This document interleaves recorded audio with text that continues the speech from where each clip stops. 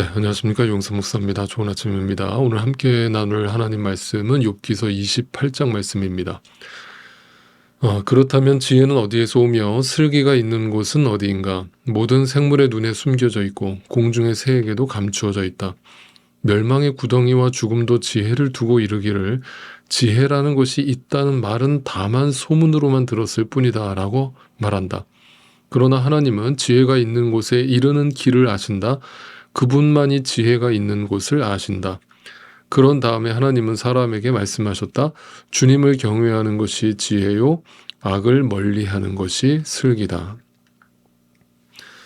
자, 이제 욥기서는 이제 후반부로 들어가고 있습니다. 여기까지 내용들을 간단하게 다시 한번 정리하고 넘어가겠습니다. 이 욥기서를 통해서 우리가 가지고 있던 어떤 잘못된 고정관념이 무너지는 것을 여러분이 경험하셨기를 바랍니다. 왜냐하면 욥은 당대의 의인으로 시작을 했습니다. 의인으로 소개를 했습니다. 그런데 그 의인에게 이유 없는 고난이 찾아왔습니다. 그것도 그 고난이 하나님의 허락에 의해서 주어졌습니다. 그것을 그것도 인간이 당할 수 있는 최상위 레벨의 고난이 주어졌습니다. 만약 그렇다면 기독교를 만약에 하나님을 열심히 믿고 착한 일을 많이 하면 복을 받는다라고 하는 이 관점에서 기독교를 이해하고 있는 분들이 있으셨다면 이 욥기서는 정말 이해하기 어려운 내용이 되는 것이고 도저히 풀 수 없는 난제가 되고 마는 것이죠. 이런 의미에서 욥의 고난을 우리는 어떻게 해석을 해야 되느냐라고 하는 우리의 고정관념이 완전히 무너지는 질문을 던질 수밖에 없었고, 그 질문 앞에 어떤 답을 우리에게 제시하고 있는가 욥기서는 그것이 단지 우리가 이해하는 것처럼 고난이라는 문제가 어떤 우리의 윤리도덕적인 죄의 문제와만 연결되어지는 것이 아니다라는 것을 설명해 주고 있습니다. 그래서 욥의 친구들은 어떤 그 종교라고 하는 형식과 그 틀 안에서 그 욥의 고난을 해석하고 있고 그 욥을 정죄하고 있었던 것이죠. 분명 네가 하나님 앞에 뭔가 숨겨둔 죄가 있을 것이다. 그렇지 않고서는 하나님이 너에게 이렇게 고난을 계속 주실 이유가 없다라고 단정짓고 욥을 비난하는 데 빨랐습니다. 그래서 고난은 단지 죄의 문제로만 풀려고 했던 그 욥의 친구들의 시선이 곧 우리의 시선이었고, 그 종교라고 하는 시선에서 벗어나지 않으면 이 욥기를 해석할 길이 없으며, 또한 성경 전체에서 말하고 있는 하나님에 대해서 우리는 알 길이 없다라는 데까지 나아가는 것입니다. 그래서 오늘날도 얼마나 많은 신앙인들이 이런 욥의 친구들과 같은 시선에서 고난을 생각하고 하나님을 이해하면서 생각하면서 믿고 있는지 모른다라고 하는 사실이죠. 하지만 욥기서를 통해서 이제 우리는 어떤 명확한 결론을 내리게 되셨을 것입니다. 그 명확한 결론이라고 하는 것은 욥의 고난이 죄와 무관하다는 것을 우리는 확실하게 알게 된 것이죠. 자, 그렇다면 그 다음 이제 우리에게 주어진 또 하나의 과제가 있습니다. 또 하나의 질문이 있습니다. 만약 욥의 고난이 죄와 무관한 고난이었다면 그 죄와 무관하게 주어진 고난을 그럼 우리는 어떻게 해석해야 되는가? 라고 하는 두 번째 질문이 우리에게 주어지는 것입니다. 그래서 여러분과 제가 아침마다 지난 몇 주 동안 우리는 욥기서를 묵상하면서 하나님이 욥을 어떻게 이끌어 가시는가를 묵상했던 것입니다. 하나님이 욥을 단지 어떤 죄의 결과로서 그에게 고난을 허락하고 있는 것이 아니라면 도대체 하나님이 욥에게 원하시는 것이 무엇인가? 욥은 그것을 오늘이라고 하는 이 제한된 시간 속에서 그 답을 알지 못해서 고통스러워하고 괴로워하고 온갖 의문과 질문을 던지면서 스트러글하는 과정을 겪었지만, 지금도 겪고 있지만, 우리는 이 욥의 결론을 알기 때문에 하나님이 어떤 결론을 향해서 욥을 끌고 가고 있는지를 우리는 알고 보기 때문에 이제 이 욥의 고난을 이해하기 시작하는 겁니다. 그렇다면 욥의 고난을 이해한다면 오늘도 동일하게 우리에게 하나님이 뭘 원하시는가도 알게 된다는 것을 의미하는 것이죠. 자, 하나님이 욥을 어디로 끌고 가시는 거라고 생각이 드십니까? 다시 말해서 욥이 지금 당하고 있는 고난이라는 어떤 상황이나 그 현상 자체의 목적이 있는 것이 아니라 거기다가 우리의 시선에 초점을 두면 되는 것이 아니라 욥 안에서 우리 안에서 하나님이 어떻게 욥의 생각을 바꾸어 가시느냐에 초점을 두고서 욥기서를 읽어야만 욥기서를 제대로 읽게 되는 것이고 또 그것을 통해서 우리의 신앙생활도 하나님이 우리를 어디로 끌고 가시는가를 알게 되는 것이죠.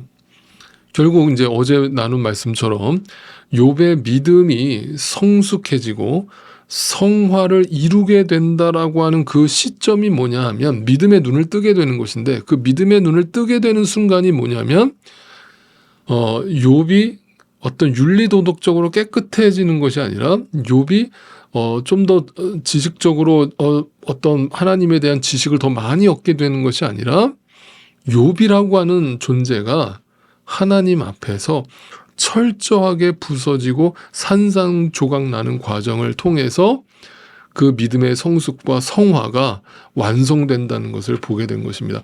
욥이 죽어야, 욥이 무너지고 산산조각 나야 그 안에 담겨진 보배가 보인다는 것입니다. 그래서 오늘 욥기서는 28장에 와서야 드디어 욥의 입을 통해서 지혜라는 단어가 언급되기 시작합니다. 자, 이제 욥의 관심은 이것은 뭘 반증하냐면 이제 욥의 관심은 더 이상 이 고난이 나한테 왜 왔느냐의 문제도 뛰어넘었고 나는 어떻게 하면 이 고난을 해결할 수 있느냐의 그 시선도 뛰어넘었고 이제는 욥의 시선이 어디로 가 있냐면 내가 진짜 하나님을 알고 있나? 내가 진짜 하나님의 지혜를 발견한 사람인가? 내가 그 하나님을 진짜 믿고 있나? 라는 시선으로 가기 시작한 거예요. 그래서 지혜라는 단어를 떠올린 거예요. 근데 그 지혜가 그 하나님을 만나기 전에 이 고난을 겪기 전에는 단순히 나는 하나님을 안다라고 생각했고 나는 하나님을 믿는다라고 생각했고 나는 누구보다 의로운 사람이고 나는 누구보다 열심히 하나님을 잘 믿고 있다라고 생각했다는 거예요. 그런데 이제야 이 고난을 통과하면서 이제서야 진짜 내가 하나님을 알고 있었나? 라는 생각을 하기 시작하면서 그 지혜가 무엇이냐라고 하는 질문을 던지고 있는 것입니다. 그 지혜가 무엇이냐라는 질문은 바꿔 얘기하면 하나님이 누구시냐라는 질문으로 욥이 드디어 나아가고 있는 것입니다. 그러니까 이 28장을 기억해 놓으세요. 욥기서 28장, 이 욥기서의 후반부에 해당하는 28장이 어떤 욥에게 있어서는 전환점이 되는 시간인 것입니다. 이것이 성화의 과정인 것이죠. 드디어 욥에게 하나님이 보이기 시작하는 겁니다. 그 증거로서 오늘 본문에서 지혜라는 단어가 등장한 것인데 그리고 그 지혜를 단지 어떤 세상적인 지혜나 내가 어떤 지식으로 이해하는 것이 아니라 하나님을 아는 것이 지혜라는 것을 비로소 알게 되는 것이죠. 그래서 오늘 본문 마지막 구절을 다시 한번 읽어볼까요? 28절 그런 다음에 하나님은 사람에게 말씀하셨다. 주님을 경외하는 것이 지혜요. 악을 멀리하는 것이 슬기다. 하나님을 경외한다는 것은 하나님을 우선순위로 삼는다는 뜻이고 내 모든 삶의 순간에서 그 하나님을 우선순위로 삼는 것을 지혜로 여기고 또 그 지혜가 되신 예수 그리스도를 나에게 보내주셔서 그 예수 그리스도를 믿게 된 것이 지혜임을 알게 하심으로 더 이상 이 세상에서 나에게 집중하지 않는 나를 우상으로 만들지 않는 악을 멀리하는 것으로 이 지혜가 열매를 맺게 된다는 것을 말하고 있습니다. 자, 이것에 대해서 여러분 좀 두루뭉실하게 들리실까봐 추상적으로 들리실까봐 마지막으로 고린도전서 1장 18절 말씀부터 제가 여러분께 천천히 마지막으로 읽어드릴까 합니다. 18절 말씀부터 보겠습니다. 생각하면서 들어보세요. 십자가의 도라는 단어는 길이라는 뜻이기도 하지만 지혜라는 말로 해석되기도 하죠. 십자가의 지혜가 멸망하는 자들에게는 미련한 것입니다. 이 복음이라는 지혜, 하나님 말씀의 지혜가 이 세상에 멸망당할 자들에게는 무식한 것이고 미련한 것이에요. 그러나 구원을 받는 우리에게는 하나님의 능력입니다. 우선순위입니다. 가장 중요한 보배라는 것을 알게 된 겁니다. 19절 기록된 바 내가 지혜 있는 자들의 지혜를 멸하고 이 세상에서 지혜롭다라고 말하는 자들의 지식을 멸하고 총명한 자들, 똑똑한 자들, 지식 있는 자들을 그 총명을 패하리라 하였으니 지혜 있는 자가 어디 있느냐? 정말 하나님 앞에서 그 지혜를 자랑할 자가 어디 있느냐? 선비가 어디 있느냐? 이 세대의 변론가가 어디 있느냐? 하나님께서 이 세상의 지혜를 미련하게 하신 것이 아니냐? 아무 의미 없다라고 선언한 것이 아니냐? 21절 하나님의 지혜에 있어서는 이 세상이 자기 지혜로 하나님을 알지 못함으로. 이해가 되시죠? 욥이 그랬다는 거예요. 욥이 우리도 그랬다는 거고 하나님께서 전도에 미련한 것, 전도라고 하는 것은 하나님의 복음을 선포하는 것인데 그 복음으로 미련한 것으로 믿는 자들을 구원하시기를 기뻐하셨다. 그러니까 논리적으로 설명해서 되는 게 아니라는 거예요. 네, 구원에 이르게 되는 거, 내가 그 하나님의 지혜를 알게 되는 것이 논리적으로 내 지식으로 설득당해서 믿어진 게 아니라는 거예요.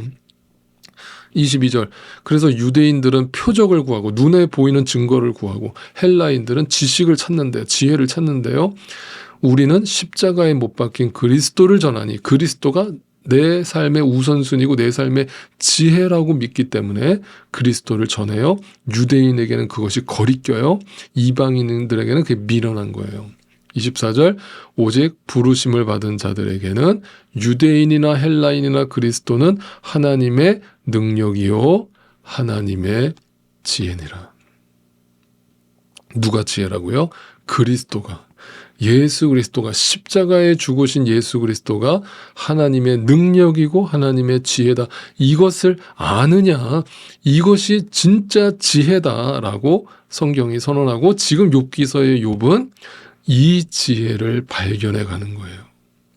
그리고 결국에 가서 이 지혜를 보게 되는 겁니다. 그리고 눈을 뜨는 겁니다. 그리고 나를 하나님 앞에서 철저하게 낮추는 것입니다. 그래서 사도 바울도 똑같이 고백했죠.